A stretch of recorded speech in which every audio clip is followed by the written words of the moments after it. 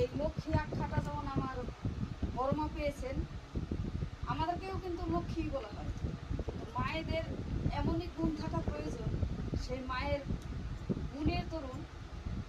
ওই যে আগের দিনে মানুষ বলতো, আগের দিনে কেন এখনো বলে, যে সংসার সুখের হয় রমণীর গুণে, কিন্তু পিছনের দুটো লাইন যে আরো থেকে যায়, সেই লাইন দুটো কিন্তু কেউ বলে না। পিছনের লাইন দুটো হচ্ছে, গুণবান পতি যদি রয় তার সঙ্গে, সংসার সুখের হয় রমণীর গুণে, গুণবান পতি যদি রয় তার সঙ্গে।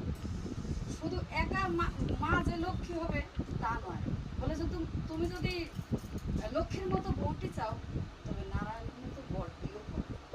আর নারায়ণের মতো বরটি যদি চাও, তাহলে লক্ষ্মীর মতো বউটি হবে। ঠাকুর এই কথা বলেছেন। ঠাকুর যখন ওই কথা বলেছেন, তাহলে আমাদের চলতে ফিরতে, কথায় ভাষায় ব্যবহারে অনেক সময় আমরা অনেককে অনেক কথা বলে থাকি, কিন্তু আমাদেরও নিজেকেও দেখা উচিত যে আদৌ আমি যে এই কথাটা বলছি আমি করি কি, এই দেখে দেখে চলে চলে বুঝে বুঝে যদি আমরা চলতে পারি, তাহলে হয় কি জানি আমাদের ভুল ত্রুটিগুলো অনেক শুধরে যায়। মানুষ মাত্রই তো ভুল থাকে, আমরা তো মানুষ, আমাদের তো ভুল হবে, তাই তো ঠাকুরকে ধরা, তাই তো আমার বড় মায়ের সঙ্গ করে চলছি, যে যেন তাও ভুল ত্রুটিগুলো একটু শুধরে নিতে পারি।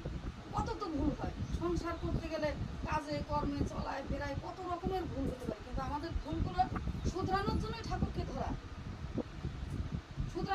ঠাকুরকে ধরা।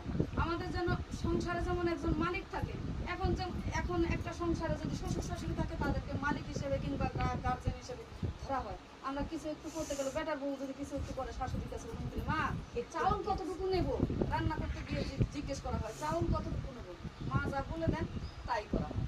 কিন্তু এখনকার ছেলের বউরা, আমরা এটা, আমার শাশুড়ি যেমন আমার কাছে থাকে না, আমার শোনার সুযোগ হয় না যে মা কতটুকু চাউল।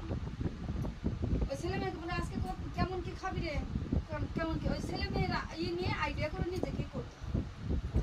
সংসারে শাশুড়ি শ্বশুর থাকাও, বয়স জ্যেষ্ঠ যদি একজন শাশুড়ি থাকে কিংবা শ্বশুর থাকে, ঘরের দরজায় যদি বসে থাকে, তাতেও কিন্তু আমাদের অনেকটা আর কি লাভজনক হয়, যে বাড়িটা কমসে কম দেখে রাখে। এই যে বাড়ি ফেলে রেখে চলে এসছি, মেয়েটা বাড়িতে রয়েছে, মনে হয় কি মনের মধ্যে অনেক সময় বসে থাকতে পারি না, সুস্থ থাকতে পারি না, যে মেয়েটাকে রেখে এসছি, আমার ছেলে বাড়িতে থাকে না, মেয়েটাকে রেখে এসছি, এই নাকি কি হবে, এই নাকি কি হবে, এই যে একটা চিন্তার জন্য অনেক সময় অনেক জায়গায় যে আজকেও যেমন আসবো করে আবার আসতে পারছি না, আবার মনে হচ্ছে কি না থাক যাবো না, এই করে করে